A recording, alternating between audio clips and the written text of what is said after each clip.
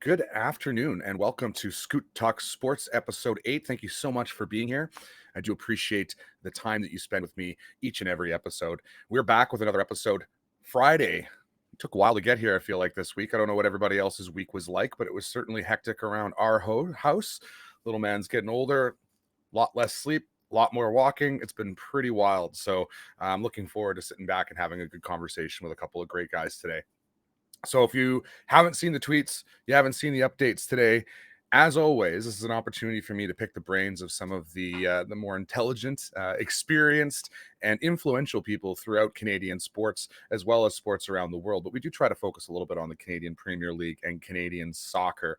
And with that in mind, our first guest today is Tristan Damour. Hopefully I'm saying that correctly. My Western English is probably ruining it. But Tristan Damour is a sports journalist with the MLS. He's a Canadian press sports journalist as well. He does some broadcasting for McGill Athletics, and as well as is a piece on some radio and podcasts, including TSN 690 and the Scrum podcast. You can find him on Twitter and a lot of other places. Without any further ado, let's go ahead and bring in Tristan, and we'll kick the show off here. Tristan, how are you? Welcome. Thank you very much for joining us today. I'm doing well. Thanks for the invite. And you did say it right. Silent S. So yeah. I actually went on Forvo. I will admit it. I went on Forvo because I'm always paranoid that I'm going to be that guy, West in Canada, who just absolutely butchers a name, and it just kind of fits the what do you call it? The reputation we have out here for not necessarily being as linguistically open as other areas of the country. So I'm glad that I nailed it. That's good to hear. Thank you for being here. Really a great opportunity. For those who don't know, a lot of the time when I want to bring on a guest, it's a shot in the dark. And Tristan is someone that I've read a lot of his articles. I've watched his takes, his commentary, and his ability to keep us up to date on kind of what's going on in the Montreal scene. And for somebody who lives out in Winnipeg, it's been a learning experience, and it's one of the reasons I've brought you on today. Is I really wanted to be able to pick your brain a little bit, because I don't think folks out west, especially Winnipeg, we don't talk a lot about Montreal sports unless the Canadian, for the most part. I don't think a lot of folks out here follow or we're up to date on the brand change, even with the impact to CF Montreal. So kind of setting the table on what we'd like to discuss, and I've babbled away here. So thanks, Christian, for giving me a moment to set the table. I appreciate the kind words. Yeah, thanks for that. So the first thing I kind of wanted to chat a little bit about is I always like to get to know folks a little bit. I mean, obviously there's the stories you're covering, there's all the different places that you have access to, but I think there's something really intriguing about finding where folks have found their niche or found their career, or what kind of track took them that place. And I find it's quite often not A to B type situation. It's usually A to Z to R to T, and then maybe back to B before you find your way. Let's start off with this. What was your first memory of sports, Tristan? What was the first time you remember getting involved or having a memory of a sport? Well, it's interesting because I was an athlete before being a journalist. I was a swimmer for most of my life before I ended up going to journalism school. And it funny enough, I got into swimming because my parents figured out that I was afraid of water, and they didn't want to get me afraid of water. And one memory that I personally don't remember, but my parents keep telling me, is about how I almost drowned. And it was like some water park experience or something. And, a split second. And the kids at the bottom of the pool type situation, and can't get yourself out, and maybe that's why I was afraid of water, and they instantly got me into recreational swimming, and then like the neighborhood pool, and the neighborhood swimming team coach just happened to be there and was like, "Oh, that kid, he's pretty good." So it got me into this, and I was always a racing fan. I used to be a big NASCAR Formula One kind of guy. I used to wake up early and watch that with my parents. And we didn't have the money to do auto racing, so racing, I mean, swimming is essentially racing. So that's what kept me doing that for, up until I was 21, 22. So that was a long time that you ended up swimming then. That's really, really wild. That's Oh, dude, 20 years of swimming. What did you primarily do when you swam? Like, was this a particular stroke that you were in, a particular type of race? Yeah, absolutely. I was a butterfly specialist, and then unfortunately, I tore my pectoral muscle right here, and it still has like I still got trouble with that, so I transitioned into freestyle. And yeah, to make the long, I mean, I'm assuming you're probably going to talk. We're going to talk about journalism, but uh, there was a time where I had to make the decision to either swim at university level at Université du Québec in Trois-Rivières, or to go to Concordia University in journalism. And journalism was always something I wanted to do. So I ended up leaving the thing that I really loved doing for most of my life and doing the other thing that I loved doing, which was to do journalism. And yeah, those are the types of decisions that you need to, you need to really sit back and think about, and that like will kind of rule the rest of your life. And that was something that I had to do. What a crossroads! Hey, that opportunity to go kind of two different directions. Do you ever wish you're able to cover more swimming events? I know that you do Oh quite a my lot of god. Yes, of absolutely. I definitely wish I could. I mean, I would love to. I mean, the Olympics is one thing, but there's a new league now in swimming called the International Swimming League, which like a couple of big time swimmers are in there, and there's some Canadians as well. Brent Hayden is in there. He's a pretty well known swimmer. Katie Moss is in there as yeah. well. Yeah. So I mean, I wish I could. It's still in its infancy, but yeah, if I were to cover the Olympics, for sure, swimming is like the top of my bucket list for sure. Well, lots of time left. I imagine it could be something that happens in the future, right? It's one of those things. It's I always talk to folks who've gone into journalism. It's quite rare that folks end up landing exactly in the area of where they kind of had all of their interest, right? I had a buddy who ended up going into journalism, and he can remember his first assignment was curling. And he wasn't a big fan of curling. Out here we get it's normal, it's part of everyday life. But to us, it's sort of like something that our grandma and grandpa were really, really into. And 22 23-year old in school is like it's not 100% my thing. But that being said, fell in love with the sport, fell in love with the characters, fell in love with everyone he was interviewing, Mhm. and now he's a nut for it. He's one of those people, you walk through the house and every TV is on curling, so as he wanders through the house he never misses a shot. Beautiful. But I um keep saying I had to do something like that as well to try and impress my editor when I was in student media, to try and make good graces. And I don't know if you know Julian McKenzie, who now works at the Athletic. He was my editor back then, and he absolutely needed someone to cover rugby, and I knew nothing about rugby. So I think I had 2 days to prep, and I ended up like scanning the entire rules and regulations of rugby, had it in one of those like notepads, yeah, uh, and I went away and I just tried to do my best to cover rugby. And to this day, it's still the only championship that I've ever covered, because the Concordia Stingers rugby team, the men's rugby team, ended up winning against McGill. It was like a huge emotional game, and it's still, I mean, I've been in journalism for 7 years now, 8 years, still the only championship I've ever covered. you know what, it's funny as that's the only championship. At the same time, it's like, what a cool opportunity between two. I would assume if it's anything like Quebec American style football, the rivalries between those schools would probably be relatively intense, I'd assume. Yes, absolutely. There's a big Concordia and McGill, and there's also l'Université de Montréal, de Carabin, and the Rouge et Or in Laval. It's a huge deal. It's a huge deal, especially when the Carabin and the Rouge et Or play together, because they're there to win, right? And like the Yeah. Rouge et Or, they take it so seriously. I have friends that played for the Rouge et Or, whether it's football, swimming, soccer, volleyball. You're treated like a king over there. You're royalty, you're family when you're with the Rouge et Or. They love you. Like that's the That's the, the awesome. cool aspect of college sports, that people don't really get to see. And yeah, that's what I find great about college sports here.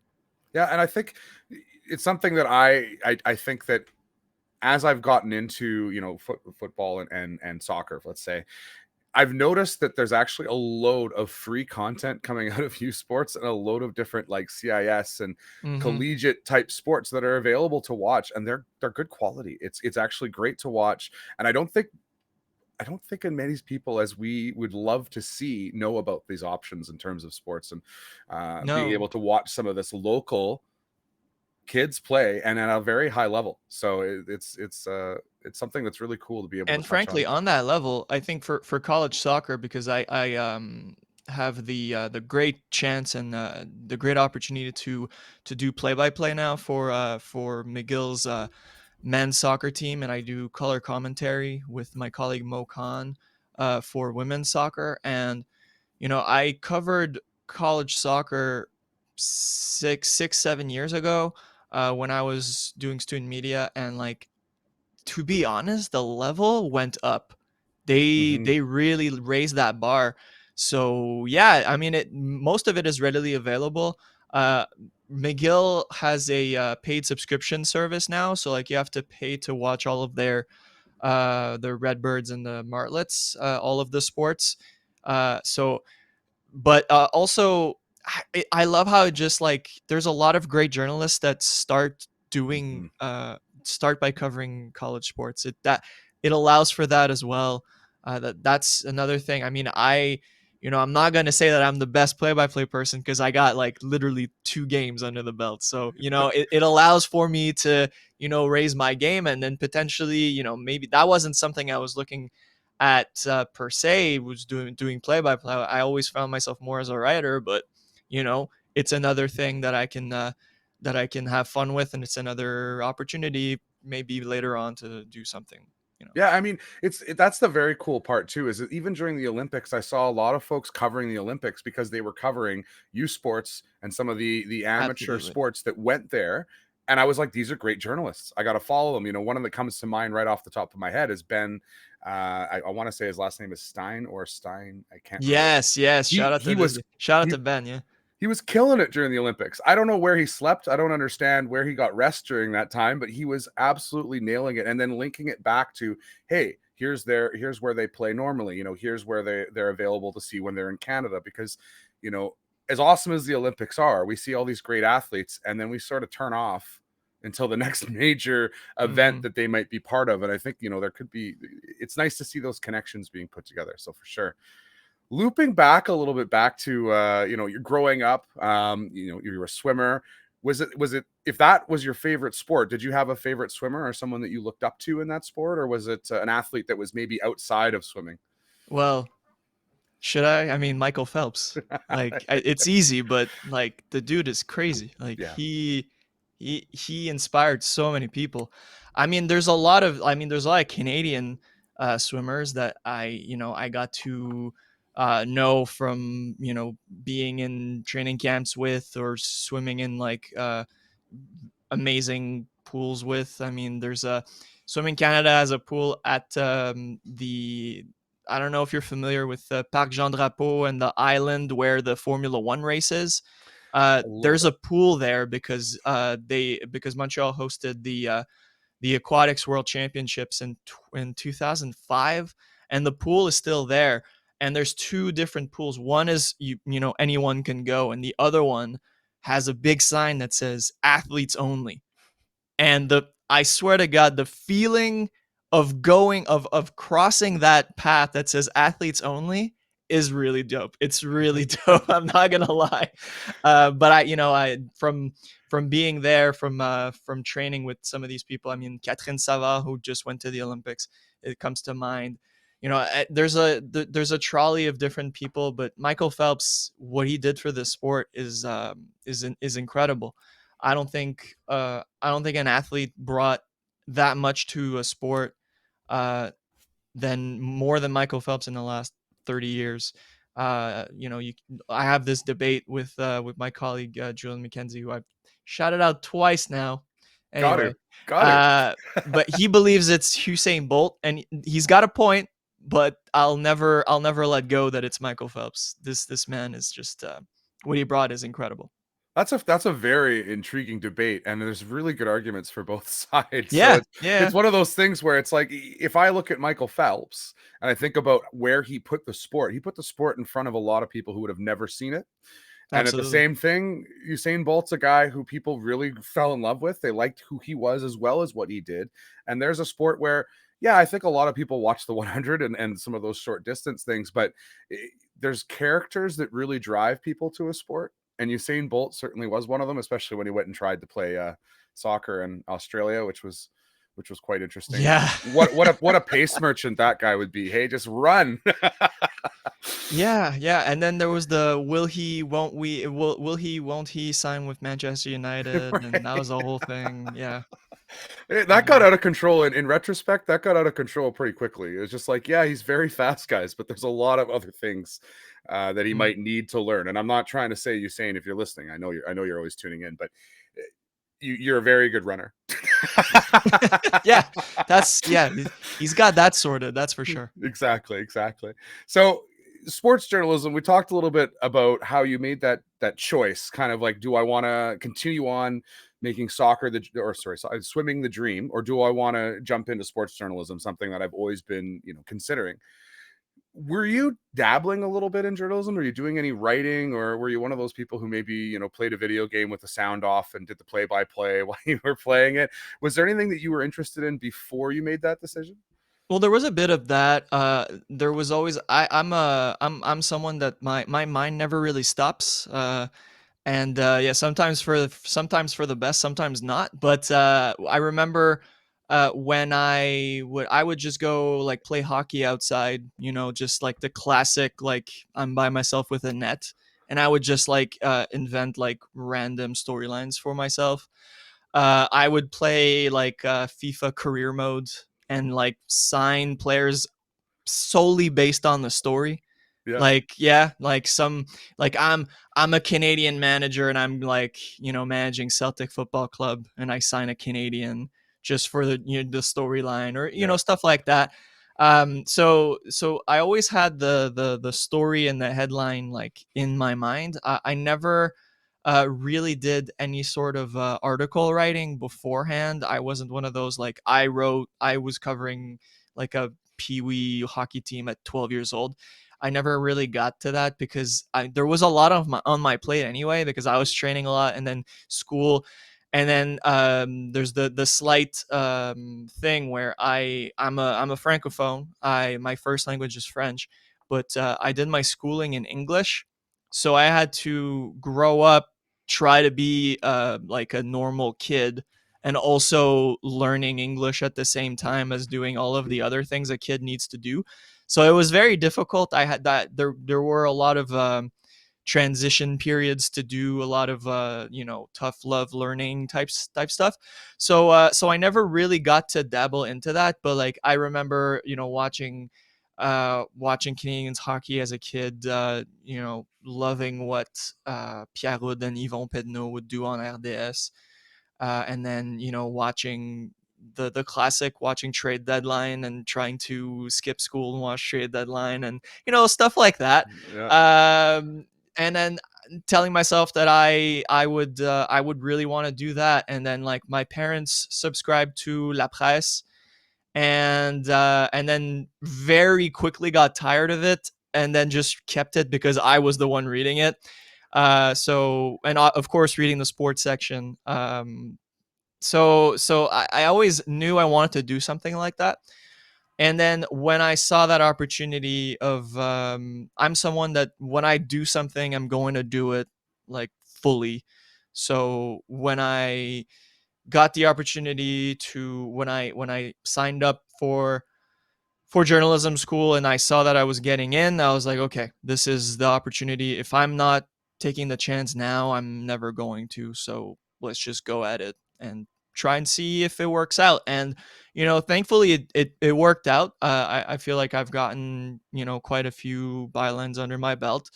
And yeah, at the end of the day, it's that's what I tell most people is just like if you actually want to do it, like give yourself the opportunity to, and because that's the thing, right? You never know who's listening, you never know who's reading, and some of the opportunities I've gotten, uh like references, or like, oh, someone gave me your name. Are you interested in doing this?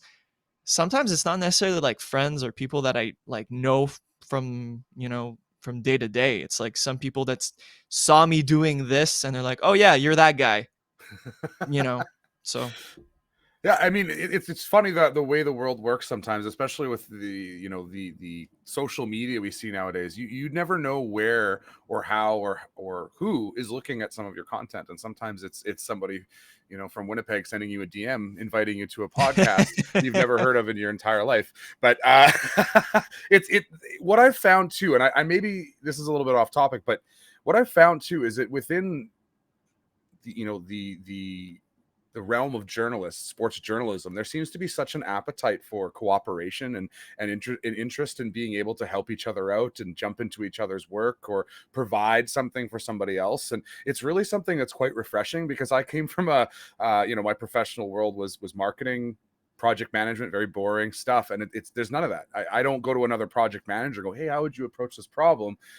That's not something we do. Whereas I found in conversations with Alex from out west, there just seems to be this kind of network of people who see it the same way and are willing to help each other out, and it's just such a positive vibe. Really, just a comment from my side on this point. But you mentioned that you chose to go into this is something I really find interesting. You mentioned you chose to go in and learn journalism in English instead of French, which was your first language.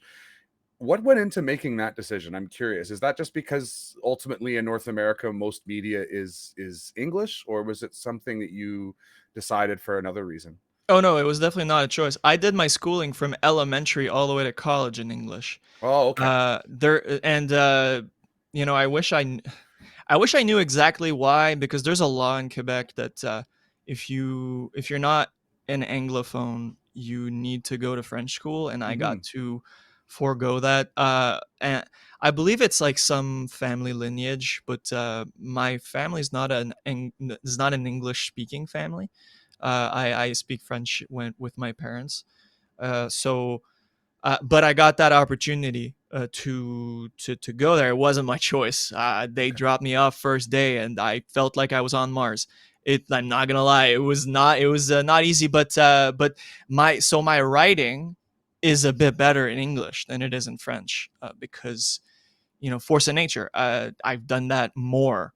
I wish I could do it more in French. I've had opportunities where I could. I wrote a few. I wrote a few articles for the Canadian Premier League website in French when it first Mhm. started up, and that was great. But most of my writing, most of what I'm known for, which is very weird because in Montreal there's this very I don't know if you're familiar with the two solitudes Mhm. aspect, but a lot of people around here think that I'm an anglophone. Because I don't have an accent, because I was peer pressured into not having one. So It's it's it's something that I I hesitate to ask those questions, because I know language is something of a very important topic in Quebec, and I certainly don't want to minimize it. But I just find it very interesting, right? That it's something that I found striking whenever I hear you speak, is that you don't come across as somebody who spoke French first, but then when you speak French, it's absolutely clear, that was your original language, and it's very cool, because it is, as somebody who lives out west, I confess, when I had the chance to live and work in Quebec for about 6 weeks when I was in university, and within a few weeks, the language came around. My grade 10 French Mhm. from out west got me through, but it's something that I think especially as a son now, or I have a son now, I'm thinking, do I want to do, and this is kind of funny because you had the opposite experience. I'm sitting here, and me and my wife are thinking, do we want to put my kid directly into French immersion? Because the idea of, from a job standpoint, and also from just being a Canadian and being able to embrace both sides of the coin, um, I just thought I missed out on something there, especially when I got into being able to travel out into Quebec and looking at some of those jobs that existed. You did need to be bilingual, and my grade 10 French wasn't gonna cut it. So I appreciate you allowing me to kind of dive into that, because it is interesting and likely a little bit unexpected. I think that at some point, especially for folks who are listening overseas in UK, like, what do you mean you have to kind of choose which language at a young age, right? It's a very unique Yeah. part of Quebec. Although I gotta say, I have kind of a Brad Friedel syndrome where so I went to high school in the in Montreal's Italian neighborhood. So whenever I'm around Italians, I start sounding Italian, and people start asking me. For the longest time, people actually asked me where from Italy I was from, which is Believe it. interesting from like a very Franco-Quebecois, like what are you like? My name is Damour. Like, what are you Did talking you about? come on now? You saw the name. Like, like, but yeah. So but it's weird, and but yeah, I really, in hindsight, I really, when I was a kid, I resented my parents. I was like, what the hell are you getting me into? But in hindsight, it's being able to freely speak without any reservation both languages is like an absolute Yeah. skill. I appreciate every second of it, and I try to learn more. uh I try, I've been trying to learn Spanish, and I try to, I can understand it, I can read it a bit. So that to me, learning languages to me is an absolute skill. Yeah, absolutely. Yeah, and especially I think, as a journalist, it allows you to have more casual conversations with folks, especially if it's in their own language too, right? I think that's something that's often forgot, that a lot of English language, you're speaking to someone who's not their English is not their Mhm. first language. I always think of Bielsa with Leeds, who insists on having his translator there, even though he can probably speak English. He realizes that the way he's going to respond may not line up with what he's actually trying to say, so he continues to have that translator. It's just very interesting. Um, Last question on kind of your sports journalism come up, let's say. What was your first job that you can remember? Now, obviously, you probably would have done some work when you were in school, but what was your kind of first where you felt like, I'm in the industry now, I'm part of this, let's go? Well, it's kind of, I kind of have two answers, because one of it was thanks to student media, I got to cover the 2 years of the Montreal Impact Academy team. Well, not academy, but reserve team, which was called FC Montreal. They played in USL, and that's how I got into soccer. USL, like old school Montreal Impact against the old school USLs, like the Rochester Rhinos, Yeah. the Charleston Battery, the Richmond Kickers. Like, that's my jam. Like, that's what I absolutely love. And when I saw they were coming back, I knew I had, from the rugby thing, I knew I had the faith in my editors had faith in me, and I was like, okay, like, hear me out. Can I beat right for this team? And they were like, yeah, sure, go ahead. So that's what got me known, and then the actual, like, non, like, university pays me type thing has to be Pro Soccer USA, which was, for those who don't know, it was a startup venture that the Orlando Sentinel and the Chicago Tribune Publishing Company started, because they saw a hole in the market for soccer coverage, and like mainly MLS, NWSL, and bit of USL and stuff like that, US national team. And so they started a website where they had one correspondent from every market around MLS, and it was damn, I can't remember their name. Oh, I'm so sorry. I'm That's so sorry. okay. But yeah, so a writer left, and they knew me, so they vouched for me to Alicia Rose Delgado, who was the EIC of that back in the day, and now she's doing the new USA Today Sports Plus venture, which is Wow. looking really dope. They do NFL stuff. It's great, and that got me to cover so many things. I got to be a proper Montreal Impact beat writer. I would go to training every day and like file from training. I got to, I pretty much was the first one to say that Yuka Raitala was the captain of the Impact. Like, all of those stuff. I got to cover the men's national team in Toronto. I got to like go to another city, write, and get paid for it. Like, that was. it was literally living the dream. To me, it was great. And unfortunately, because of the pandemic, the venture ended up not working out, and then the Sentinel got, or the Tribune got sold, and that whole it ended up kind of going afloat. But that I one of the first like things where I was looking at myself being like, okay, this is for real. This is Yeah. really this is the thing. This is the beat writing thing. Yeah, that's very cool. It's just unfortunate the pandemic has had such an effect on Yeah. so many things throughout the entire world. It's one of those things where we're always going to say, things in this, and then the pandemic, and then Yeah. after, this is what I did, right? It's what a weird story for my kid. I always like to say, we always hear those stories of parents saying, "Oh, I had to walk uphill in -40 both ways to school." I'm like, we have our own set of stories now where you can just say the whole world was on fire. Yeah. Good transition. I thought we could talk a little bit about CF Montreal, given that we just talked a little bit how you got into covering, their B side, their reserve team, which I actually didn't know about. That's very cool that they were playing in the A lot USL.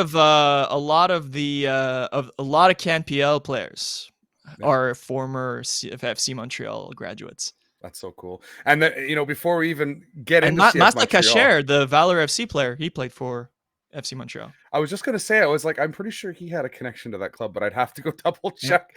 I'm so bad. I mix people's histories sometimes, and then I say something like, "That's another player on the same team." I'm like, okay, sorry. This is why I'm not a journalist.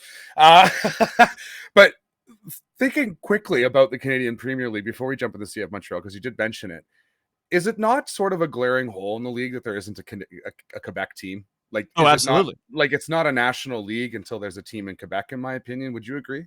Well, yeah, absolutely. They in their first in like year 0, when they had the open trials, there was an open trial in Montreal, and that was the only city that didn't have a team. Like, I think it's always been a plan. It's Yeah. absolutely always been a plan for there to be a team.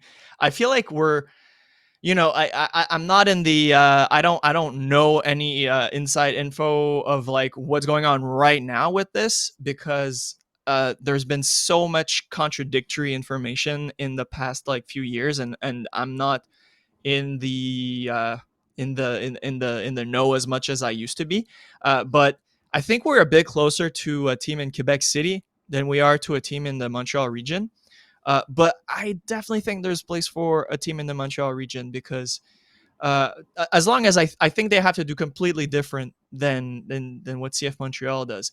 I'm not sure what that would mean, but I think there's definitely a place Yeah. there, and the relevancy in Montreal, which is and in Quebec, which is of one of the biggest provinces in this country. Hmm. Uh, it won't be as relevant as it is. I'm invited, on the radio once in a while to talk about what's going on with the CPL, because there's a lot of Quebecois in there, but it won't have as much relevancy until we have a team here. Yeah. It's plain and simple. Yeah, absolutely. So that being said, let's talk about the team that is there in the Montreal area and recently rebranded. And this was a little bit of I know you've probably talked about this a load. We won't go super deep into it, but I wanted to just touch on it because folks who follow this podcast, most of them are overseas, some of them are within Canada, but I don't think people realize what this rebrand caused and sort of the conflict that's currently brewing or is continuing to brew between the club and its supporters. Could we talk first about why, or at least the argument that the ownership had in terms of doing this club name rebrand from the Montreal Impact to CF Montreal? Uh, I think it's an interesting question, because at first, when the Impact moved into MLS, they said that they were going to keep their image, uh, and I feel like it probably would have been a better idea to make it then than to make it now. But I think it all comes down to the change in not ownership, but how uh, the change in the higher ups, I should say. Joey Saputo, who was the owner, he's the team that essentially revived the Impact, because the Impact was on the verge of bankruptcy, if not bankrupt. Brought them back as a nonprofit, and then built it up, constructing Saputo Stadium, and then getting into MLS. I mean, Montreal owes a huge debt of gratitude to Joey Saputo, but he was also the club president at the same time. So what ended up happening was there came a time where it became almost a necessity for him to take a step back, especially since he had just acquired FC Bologna in Serie A. And in came Kevin Gilmore, who is an experienced business club president. Like he was with AEG when they had the Galaxy, when they had the Dynamo, when they had, and he did a lot of different things in terms of club management. He led the Anaheim Ducks in rebranding from the Mighty Ducks of Anaheim to the Anaheim Ducks.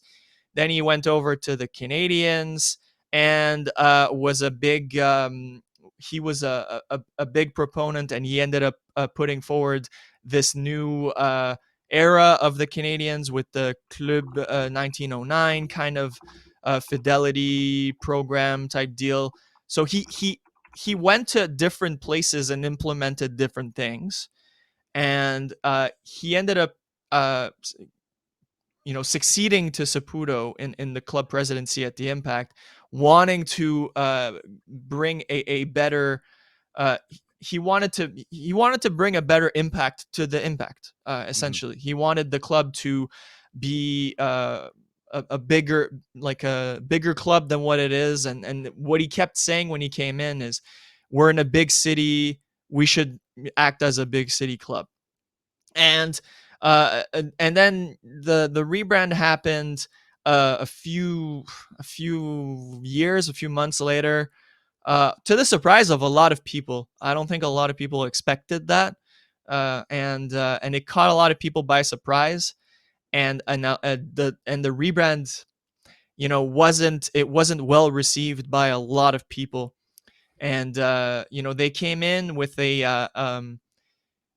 I, I guess, for lack of a better word, a blander name. Like Mm-hmm. there wasn't a nickname, and that was the one thing, because they when they presented it in front of everybody in that like big like digital conference and whatnot. I remember being there, and being virtually there, and they had all of these different like almost like samples of like different things that they wanted to bring. And the guy who ended up the guy who created all this, Kevin, no, I don't remember his name, but you if you followed this, Justin Kingsley. There you go. uh, they had CF MTL, which ended up being the hashtag, and then they had CFM, and then they had CF Montreal, and then they had Club de Foot Montreal, which we use less now. That's not a thing. They, even the Twitter account went from Club de Foot Montreal to CF Yeah. Montreal.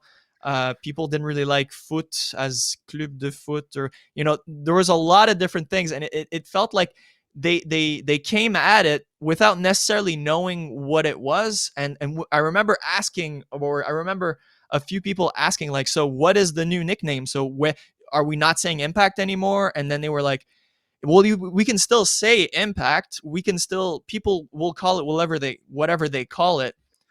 But then they had merch that said CFM and not really CFMTL. So it felt like they kind of chose something while saying that they'll like organically choose it.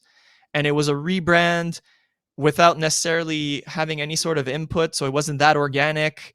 Uh, and then, the CF as opposed to FC was French as opposed to English, because that's another thing you need to think about in Montreal. Yep. So a lot of it was it felt kind of loose in terms of what a lot of people were left asking a lot of questions.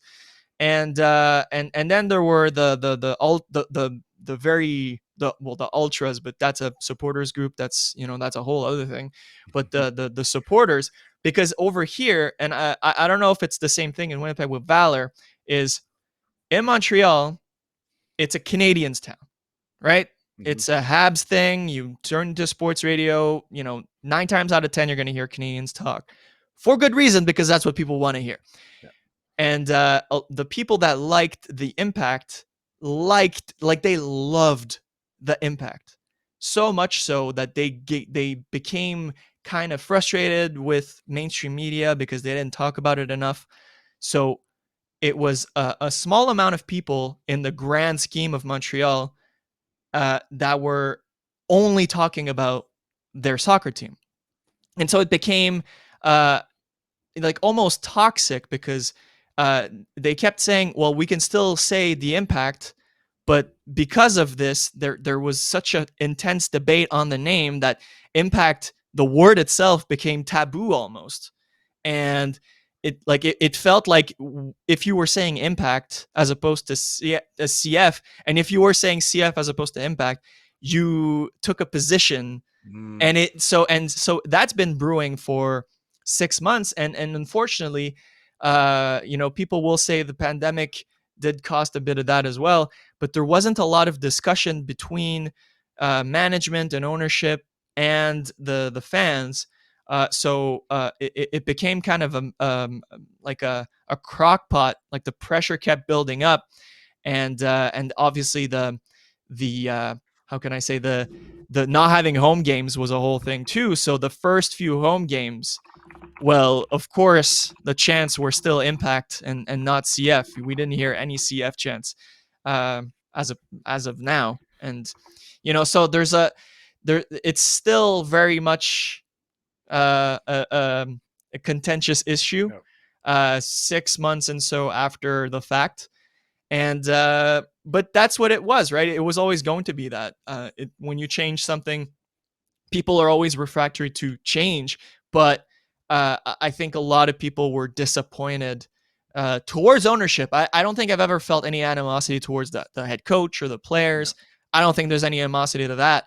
The supporters are still supporting the team. It's just the ownership that made those changes. There's still some debate on that front, that's for sure.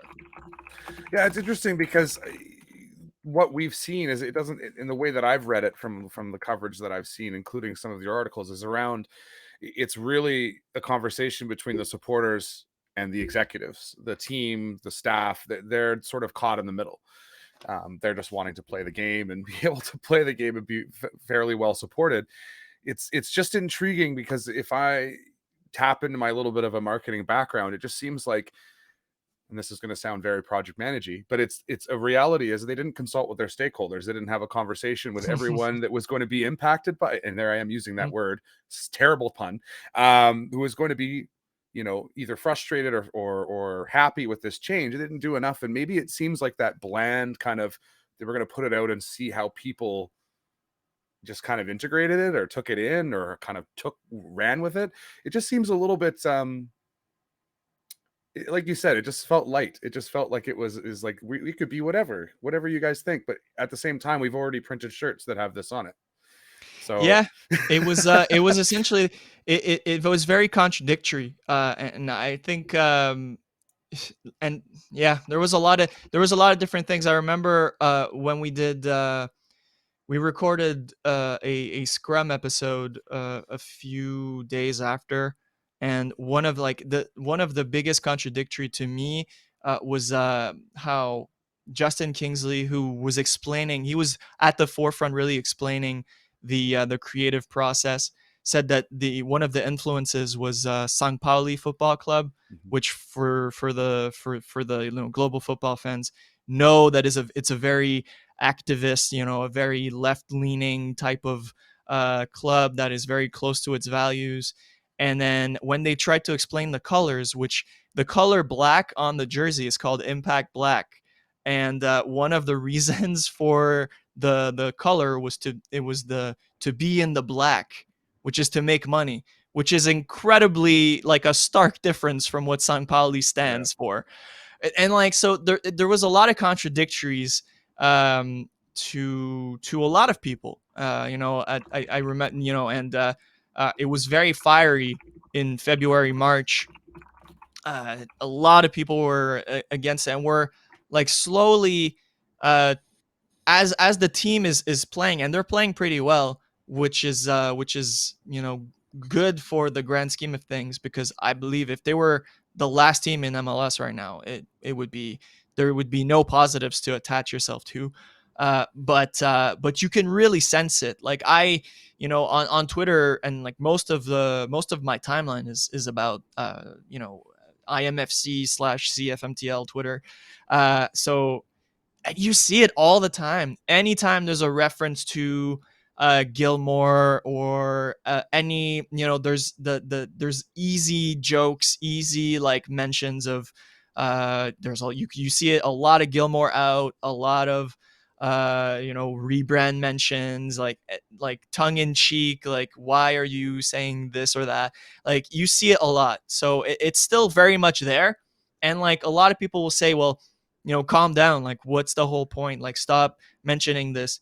But it's what you see. Like, it's still visible. You still hear impact chants, and now the club took an even stronger position with banning Section 132, where the ultras were, and then not to say that it was fully because of the rebrand.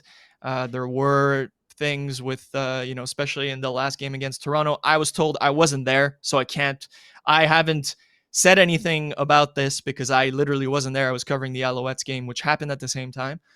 So I can't really talk about that, but they mention a lot of that. And then like the other game, there was a plane flying over Stade Saputo that said, bring back the Ultras, bring back 132. Like, it was, yeah, like, we're not hearing the end of this until the end of the season, that's for sure. Yeah, that's for sure. It's really interesting, and I appreciate you taking, sharing what you have seen, and I remember your tweets that day, because you were like, I'm at the Alouette game, so I can't mention what's going on, Yeah. but I'm trying to keep my eye also at kind of what was happening, right? And that must be tough, where you're at an event, you're covering that event, but at the same time something is happening with a team that you also cover. It must be just like, I need 80 phones in front of me. And I was getting roasted by everybody for not being at that game. Ugh, I heard it all. Oh, it's too bad. Here, with a couple minutes left, Tristan, again, big thank you for jumping in. We've run out of time. I don't want to. I think what we'll do is we'll probably bring you on maybe closer to the MLS season again, if you're interested, and we can chat about how the team is playing. We got into a lot about your career, as well as the politics of some of that rebrand change, which was really, really interesting, and I appreciate your time. Before we let you go, I'm curious, where can people find you these days? Obviously, I've mentioned you're a sports journalist for MLS. You're working with the Canadian Press Sports, as well as a broadcaster for McGill. Where else can people get connected with you, or is it just Twitter is the best way to go? Let us know how you'd prefer to be found. Yeah, definitely Twitter is the best way to go. That's where I'll share pretty much whatever I'm up to. Yeah, MLSsoccer.com. And then the Canadian Press, that's where I do Alouettes football, and maybe more. I can't announce anything yet, but maybe a little more. Keep Uh, your eyes peeled. yeah, yeah, exactly. Especially if you have a wide scope, if you're not just a soccer fan. Yeah. But and yeah, the McGill, which is a really cool little thing that just happened following the men's and women's soccer team. So that's going to be interesting. They have a really nice young team with former MLS Academy players, and former PSG Academy player. That's an interesting one. That's cool. That's fun. So that's what I'm up to these days. Well, thank you so much, Tristan. Really do appreciate it. You guys get out there, give this guy a follow. He's really doing some great work. He's keeping us connected out west with what's going on in Quebec. Really do appreciate your time, Tristan, and have a great rest of your Friday. Thank you, and thanks to the comments. Appreciate all of them. Okay, thank you very much. Talk soon. That was Tristan Demore. He is a writer, journalist with MLS.com, as well as someone who does a lot of coverage within the Montreal area, as well as Quebec. Thank you so much for him joining us today. Fantastic. Next guest is Ryan Davis. Ryan Davis is a broadcaster that I had the chance to hear during the World Cup qualifiers, and I was so impressed with his coverage and his ability to call a game. I thought, why not reach out, give him a message, and see if he'd be interested in coming on and talk a little bit about his career, his love of sports, And without any further ado, let's go ahead and bring on Ryan. Ryan, thank you so much for joining us. Thanks for having me on the show. This is a real honor. Thank you. Yeah, no, I don't know about an honor, but I do appreciate having you on. It's a quirky little podcast out of Winnipeg, central I love spot it. in North America, as far away as you can be from the beautiful sunny Florida, as I'm sure Yeah. you're enjoying right now. Well, just a quick rundown. I have family ties in Canada. I have my mother's brother, my uncle. He lives in New Brunswick with his kids, and then I have very very close friends of mine. They live just south of Toronto. Could you remind me of a town? Is it? I can't remember the name of the town, but just south of Toronto. And our intent is to come up to Canada this year. So not only I have family ties, I can't wait to come and visit Canada. Hey, you know what? It's one of those great things. It's like out here in Winnipeg. I'm pretty far removed from Toronto, but one of those places that we constantly love to fly into, grab some food, see some Sure. events, and then That, fly back home. You'll love it. You'll love it. And in terms okay. of small towns around Toronto, Okay. I could name a billion. Okay. To me, it's one of those places that when I drive through, coming out from the prairies where our cities are a little bit smaller, it never Sure. feels like the city never ends. The sign keeps changing of what town you're in, but just seems like the same city. But thank you very much for joining us, Ryan. Yes. Thought it would be great to have you on. Obviously, after seeing you on One Soccer, I'm not sure if you knew all the networks you were on where you were doing that coverage, but there I was some didn't. conversation on Twitter about how impressed we were with your coverage that night, and Oh, it was that was something. thank you so much. I didn't get that feedback. Um, it was a good game. It was a really good game. I really enjoyed calling it, and yeah, seeing the US come back was impressive. I thought they were stumbling before that game. The build up to that game, they were really kind of sputtering, not firing on all cylinders. And let's be honest, Honduras allowed them to come right back in that game. So it Mhm. was fun to call just because one team came back on the other. That was it. You You mean know? you love a game where there's a little bit of action, a little bit of a storyline of intensity that comes through, right? Yeah, exactly. It makes it a lot easier to call the game for sure. Yeah. So let's get to know you a little bit, Ryan, if you don't mind. Sure. I wouldn't mind asking you a few questions just to get to know where your love of sports Okay. started. Where did you grow up? Obviously, it wasn't in Florida, I'm guessing, Okay. but No, where did you grow up, and what was your first memory of sports? um, I was I was born and raised in Trinidad and Tobago. My dad was a professional cricket player. He played for the West Indies, which is a pretty big deal in the cricketing circles. Um, so his love of sports really just came down on me. My whole entire family, which is all his brothers and sisters, my aunts and uncles, are huge sports fans, and so that eventually just came into my household. And I grew up in a household where sport was primary number one. So I started off playing table tennis, and I was actually the junior champion of Trinidad and Tobago in table Nice. tennis to start with when I was about 7, going up to about 13. And during that time, I was playing cricket and football, soccer, and I just love sports. Either I was watching it on the TV or I was playing it in the yard with friends. So it was nonstop for me growing up. That's quite amazing. I had no idea that you had a connection to a world class cricket player. That is very cool. So you really didn't have much choice. I feel like this is going to be the No, sense for my son. He's only about 14 months, but I feel like I'm just going to basically dump sports on top of him. Um, so you played table tennis as your first kind of yeah. choice. What got you into table tennis? Well, my dad again, he's so savvy when it comes to sports that table tennis is such an interactive game. It's so fast. So if you introduce it to a youngster, somebody who's young, boy or girl, doesn't matter, because it's so quick and the person who's playing the game is constantly connected, there's no boredom. So it's so easy to get into at that age. And the speed of play translates to other sports. So following Oh, a sorry. little I think your mic just cut out that there was for a my sec. I got a call. So following a little ball um, makes it easier to follow a bigger ball in a different sport, soccer or cricket or whatever. So that's what really kind of set the stage for me playing table tennis, and that sort of launched everything after that. That's very cool. I'll tell you honestly, that was not the sport that I expected you to say you got into first. That is very cool though. And I think it was Sure. just recently there was during the Paralympic Games, there was a guy who kind of went viral playing table tennis. I think he had amputee of some sort. So he had one arm and he was unbelievable at it. It was incredible Yeah, to see. yeah. It's an Um, amazing sport to begin with, and it really it has a real tight knit community. Like if you ever come across somebody who plays table tennis in Canada, I'm sure they can talk a lot about their community there. yeah, I'll have to put it on my list and bring somebody in Do it. from Table Tennis Canada. It's something I gotta learn about. So growing up playing table tennis, your father's Yes. a cricket player. What was your Yeah. favorite sport to watch or to follow? Was it those sports or was it something else? No, it was definitely football, soccer. Um, it was just it's so easy on the eyes, and I guess that's why they call it the beautiful game.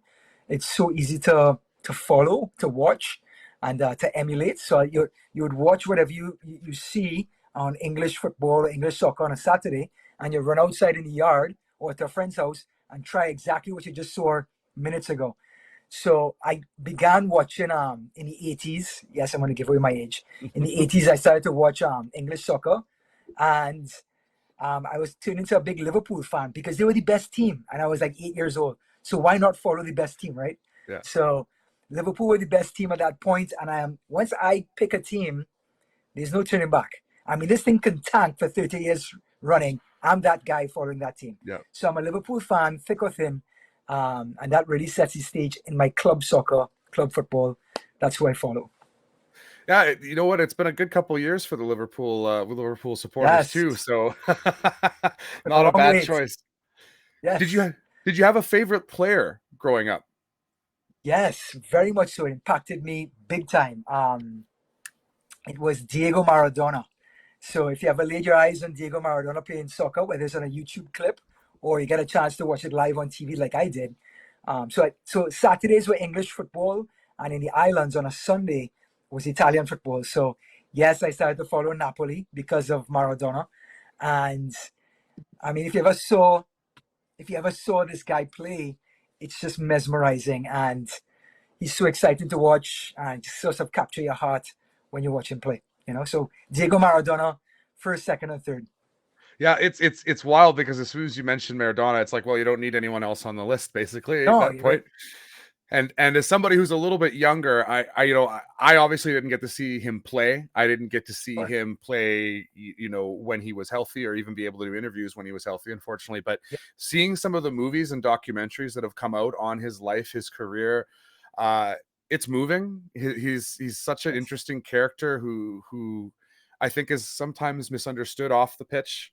But on the pitch, what a legend. Like what struck me Amazing. was his ability to build up a persona on the ground, unstoppable, untouchable, unbelievably Yes. confident, and then off the ground, very much a family guy who really sort of Yeah. lost himself.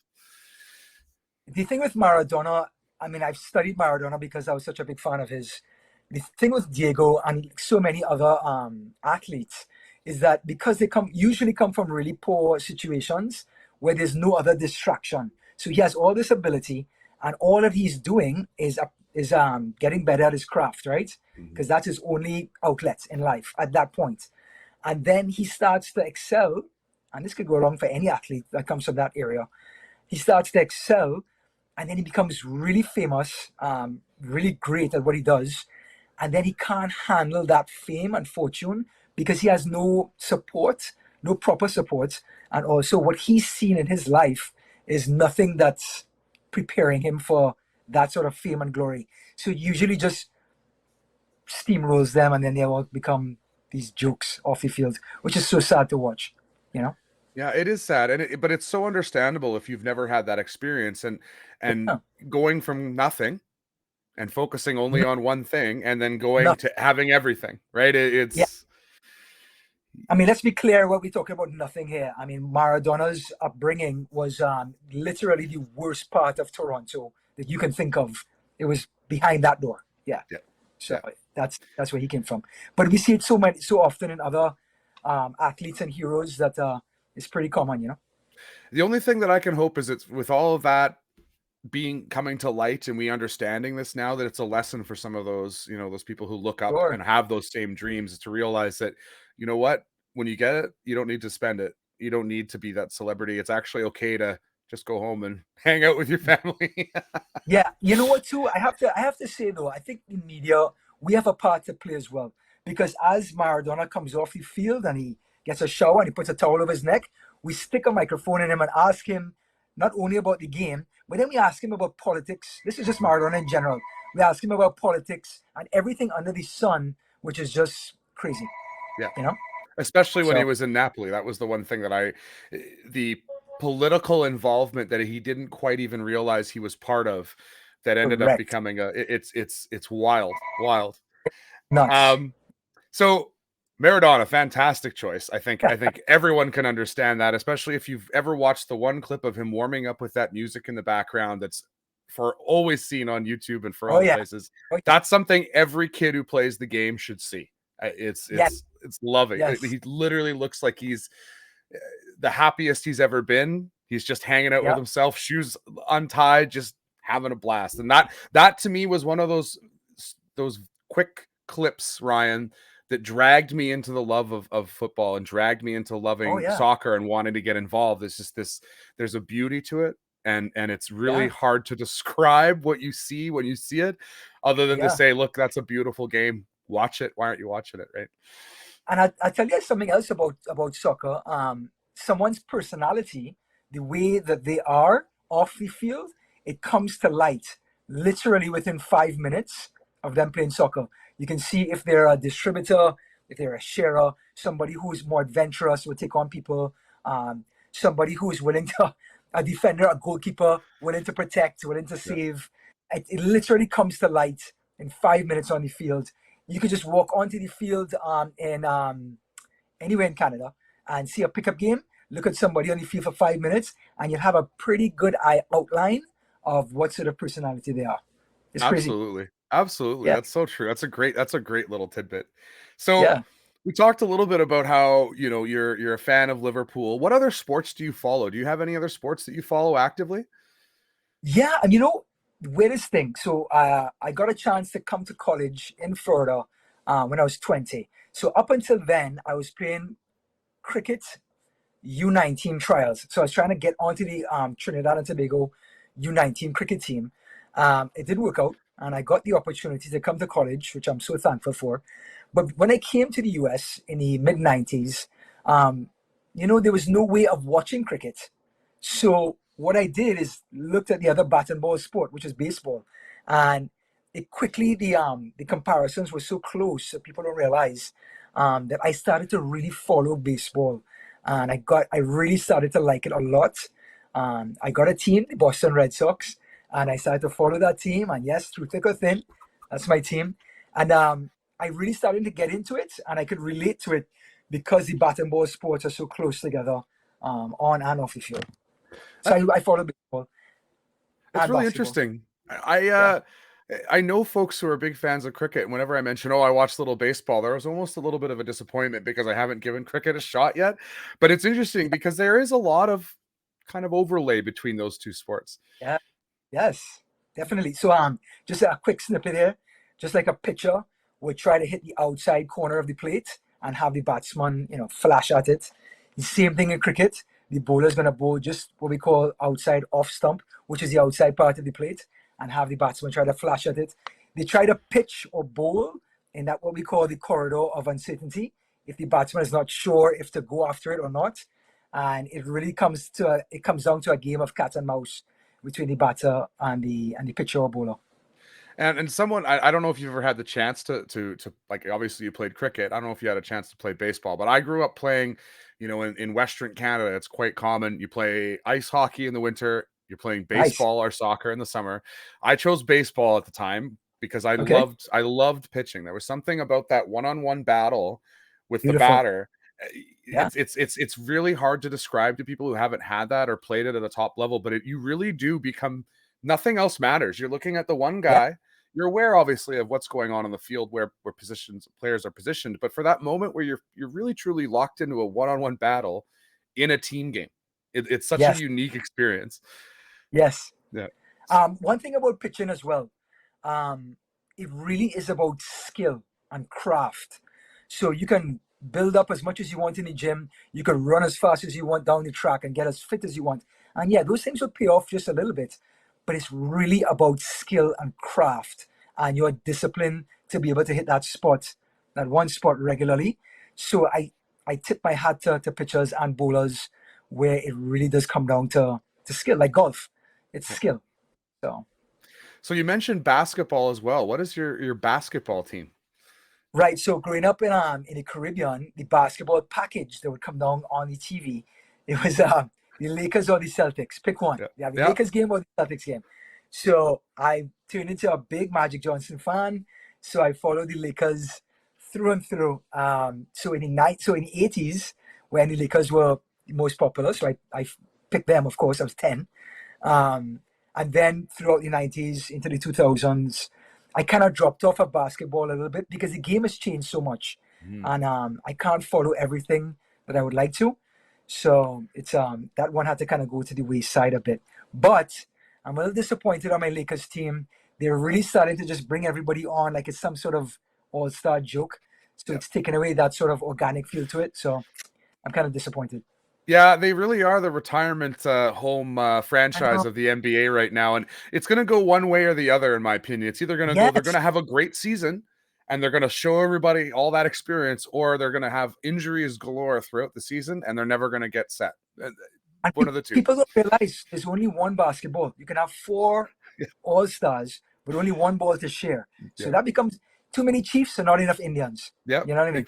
Exactly. You know? So, basketball, football, love it. What are you looking for? This is just a curious question. What are you looking for from Liverpool this year? Obviously, there's been some really interesting transfers for other teams. Chelsea, Man City looking very, very strong. But you have Van Dijk back, which is fantastic. What do you think? What do you think Liverpool is going to end up with this year? Back to Champions League? Are they going to fight for the title? They're going to be in the top 4. It's going to be. I know everyone's thinking this, that it's going to be just a couple points separated: Man City, Chelsea, United, and Liverpool. Because I say that on depth of squad. So I think City is just so much deeper. They still have the best coach, as good as Chelsea have been, and how good is their roster and their coaches now. I just think the Pep Guardiola style of football, it just lends itself to winning 3 points more often than your style of play. So in a cup game, you can beat Pep Guardiola, sure. You can beat him 1-0 in the Champions League final, right? You could out-scheme Pep for 90 minutes. But in a 38-game race, Manchester City are going to accumulate more points than your team. And it's really hard to combat that. So I think with Liverpool, and I'm a very harsh critic of my own teams, I love Jurgen Klopp. I love his idea of football. I love him as a man manager. But his one Achilles heel is his naivety in the transfer market. He loves to build a group and really get emotional with that group, get the most out of that group, which he does. He'll take an orange and squeeze just as much juice as somebody has 2 oranges, right? With his 1 orange. But I think injuries are a reality in soccer. And I think that's going to catch up to Liverpool, and that's going to eventually not allow them to compete, at least in the top 2. Interesting. So, yeah, I always like to ask, because I think, that asking someone what they think their team is going to do is a question absolutely filled with bias. But I love asking it anyway, because we all have hopes and dreams, right? So Yes. let's move into how you got into sports journalism, how you got into commentary. Sure. So you mentioned that you came here or came to the States for college. What was it that you took originally? Well, I got to go way before that. When I was watching English soccer on a Saturday, I would literally take my ball outside, and the big commentator at that time was John Motson. So John Motson would finish doing the FA Cup game, and I just have his voice in my head. And I would go outside and I'd kick the ball against the wall to like Ian Rush or Kenny Dalglish, and I would call the game while I'm shooting the ball. Lovely pass by Dalglish, and there's Rush, sliding in his 10th goal of the season. So I would start from that age. I was 7 years old, And when I would play cricket, someone who was very close to my family, who's also a very big cricket commentator, his name is Tony Cozier. He passed away, but he was a West Indies, he's a legendary West Indian commentator. So I would actually practice commentating when I'm playing cricket, and so that love was always there. But growing up in a conservative home in the Caribbean, it's not always the best choice to go and follow sports broadcasting when you only have limited opportunities on an island. So I did when I got the chance to go to college. I did what any responsible kid will do. I did marketing management, a lot of advertising and so on, which is great. I love that too. But as time went on, I started to, there's this fire inside of me that was relentless, and I would not be able to let it go until I pursued it. And that was being a commentator, a sports broadcaster, a show host, any of those things, all of the above. So I had to follow through on it, and it's been a heck of a journey.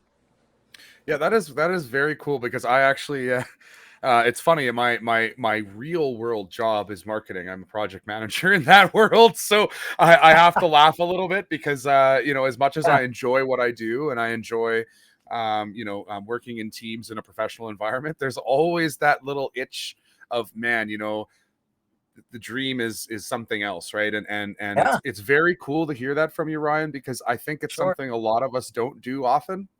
You obviously an exception, but people get locked into a career and they think those things are in the past. They're still there. You can still chase them. You can still make it happen, right? And it's very absolutely cool. A great Canadian by the name of Jim Carrey. He has an amazing clip, and I listen to it all the time. He said, you have a better chance of failing at something that you don't want to do at failing at something that you do want to do. So if you're going to fail, may as well fail at doing something that you want to do, because you have a better chance of succeeding doing that.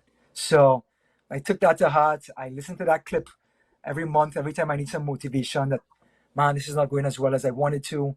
I listen to that, I get back on the horse, and I go again. It's a really good choice too, because Jim Carrey is someone I think that a lot of people don't realize that he worked very, very hard to get where he is, and there were times that he was working jobs that none of us would imagine him now. You know, he was a janitor. He was all sorts of things before he was popular, and there's a guy you can look at who go, you know, he was in his late 20s before he really became known. And I always like this little tidbit. I don't know if you know this, but his big movie was The Mask, right? Everyone thought that The Mask was the big movie, even though Ace Ventura came out before. The funny little tidbit there, and I believe this is true. Hopefully I'm not going to lie on a recorded show here, but The Mask was recorded 2 years before he did Ace Ventura. It took a very long time for them to do the special effects. So it ended up being kind of serendipitous, and it worked out for him really, really well. It's just one of those things that always sticks out in my mind. Anyway, random comment. Yeah, I love it. I love it. So you did marketing when you went to school. What was your first opportunity to dive into that burning kind of desire that you had? Were you working in kind of the marketing world and finding a niche there, or were you working on your own outside, still trying to chase the dream? I was just working with a company, paying the bills. I enjoyed the job. It's a food distribution company. The company would bring foods down from the UK and bring them down to Orlando, Florida, which has a huge tourist base and expats from the UK. So I'll be the representative to get these UK foods out into these stores like Target, Walmart, Publix, which is our big grocery store down here. Make sure they have that British selection.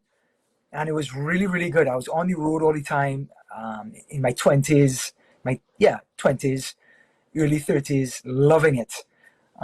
But as I got later on in my 30s, closer to my 40s, to around 40, I really, really could not ignore the feeling of following through on my dream, becoming a sports broadcaster. So I put it out there in the universe. I put it out there to my friends. I told them what I wanted to do, who I always was inside as a person. They understood that. And it's amazing when you put something out there and you come to that conclusion, your brain starts to figure out pathways in how to achieve this goal. whether subconsciously or consciously. So you can be driving down the road or reading an article or listening to a conversation, and that the subject matter in your head, which is sports broadcasting, little words, snippets, or names would spark something of how you can achieve that goal. So when you put it out there, it's the best thing you can do. So I did that, and I got a feedback. Hey, one of my friends, they could put you onto somebody. I know somebody in sports broadcasting. So this guy had a basketball league that he would put together for the youths, and somebody told him about me. So he said, "Well, bring him in for this interview." So I came in there, and I was so nervous. I was so scared. He asked before I come in to do a clip on basketball. He said, "Just look at any game and just give me 5 minutes of a call." So I did that, and I put it on my iPhone. And he took my iPhone and he pressed play, and he turned around so he couldn't see me. All he could hear was the audio. And when he turned around, I was like dripping with sweat, Oh, with God. nerves. Okay. Yeah. This is like a charity gig. This is just like a freebie. This is like volunteer work. He turns back around and he said to me, "I really like how you sound. You really have something there." And he's like, "Dude, why are you sweating so much?" Just like, I'm so nervous. You know what I mean?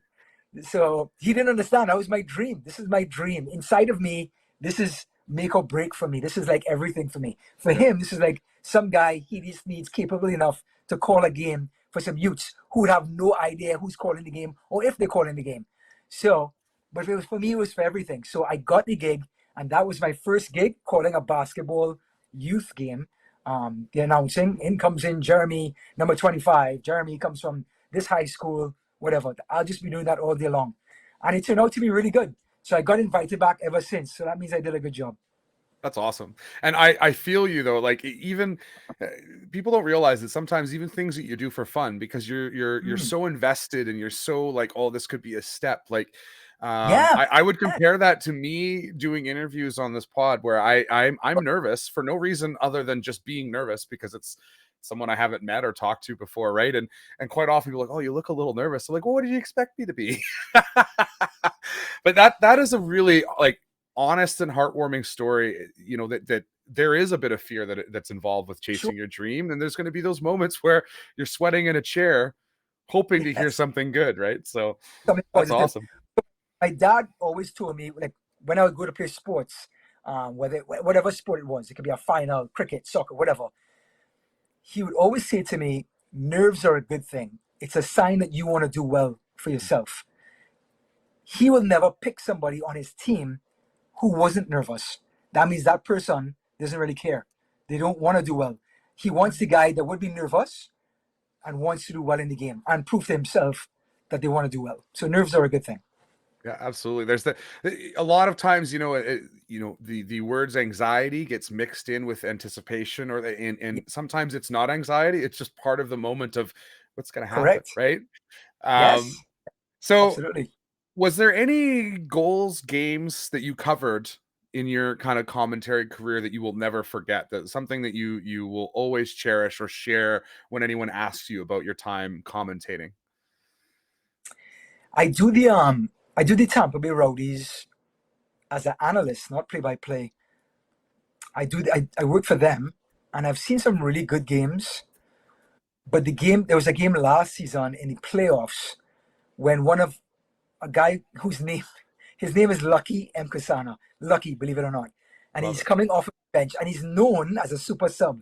He's just lucky. And he comes off the bench. The Rowdies are really pressuring this team. It's against Charleston. Charleston beat them twice already in the season. So Al Lang Stadium in St. Petersburg, Tampa Bay area, everyone's sweating because they're nervous as well. It's coming out to the last 10 minutes. Lucky M. Kosana comes onto the field. And so happens. Lucky gets a hold of a header, tucks it away in a corner. The entire crowd goes crazy. I go crazy. I almost grab the play-by-play guy and like, have him like in a chokehold as he tries to make the call, you know? So I'll always remember that moment. It's just one of those organic human moments that you just allow yourself to give into. So I'll always remember that.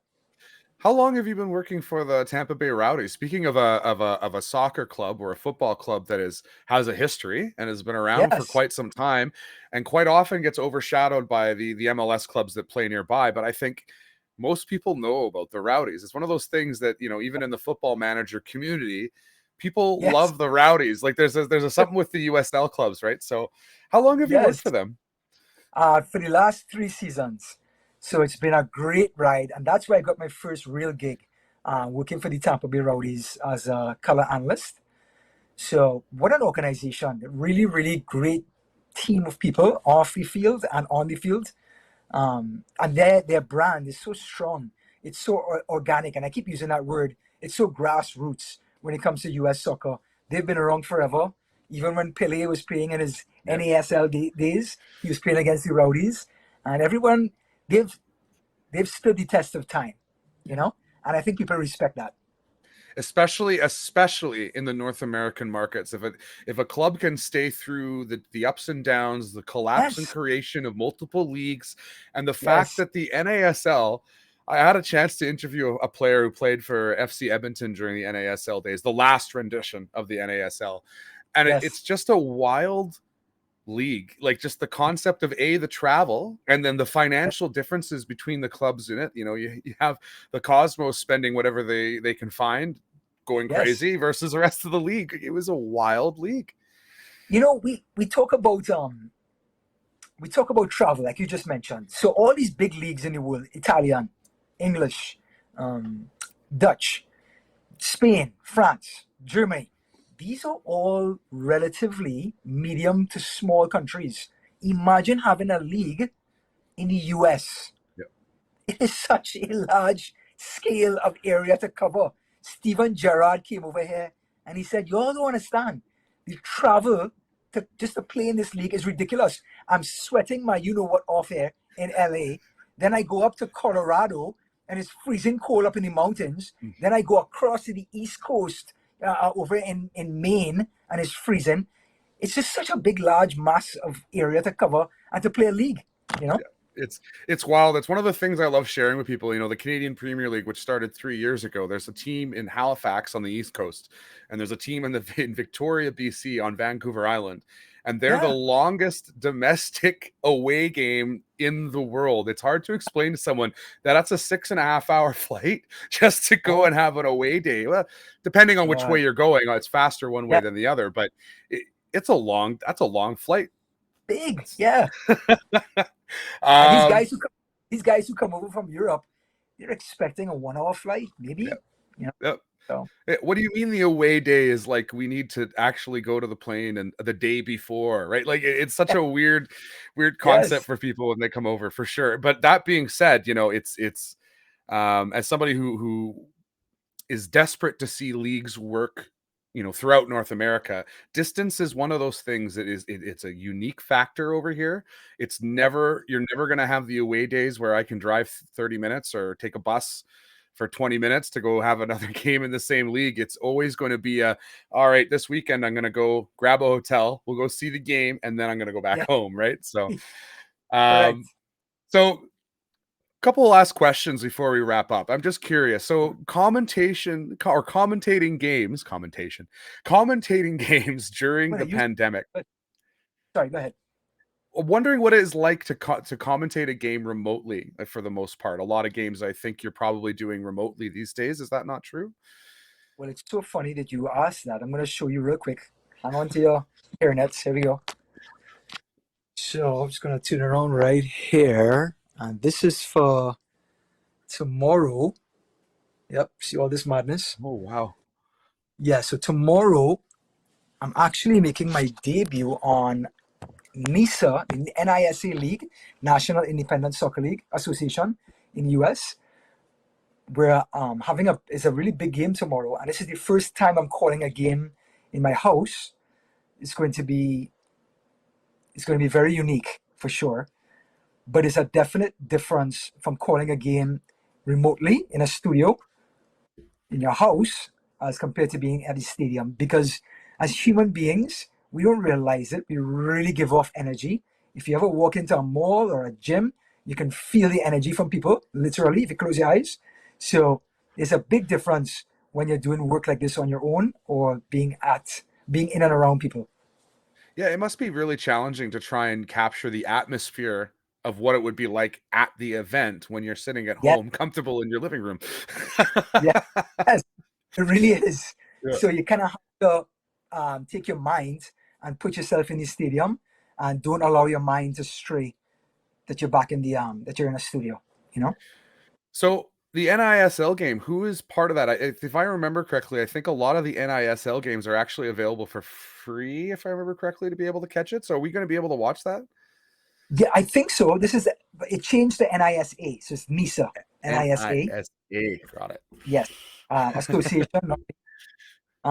Yes, it's going to be on BN Sports, so that'll be in the North America, I believe, North American market. Yep. And then if you go to the NISA website or YouTube, you should be able to pick it up there as well.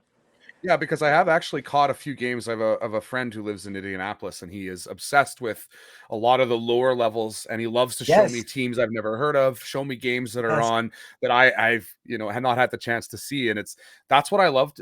A lot of people, you can see all the big games, all the big leagues, all you want, but I think it's really fun to be able to catch games where it's truly a town shuts down, everybody goes to see the game, right? There's a certain vibe that's really enjoyable about that. yeah. Correct me if I'm wrong here, but the Canadian star himself, Alfonso Davies, and he started off, I believe, in Montreal. Was it Montreal? He actually was Vancouver. So he actually started in Edmonton, was where his family grew up, and he got Yeah. identified by the Whitecaps and brought into their academy at a young age. I couldn't remember what age, but they got a good Yes. one.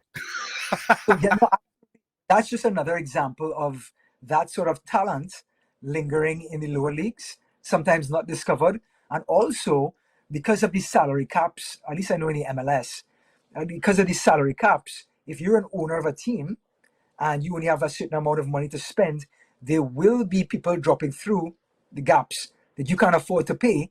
That will be really good, a good player, but you already filled that roster already, and you don't have that money to pay that player. So they go down into the USL or the NISA, and you have these really talented players down there.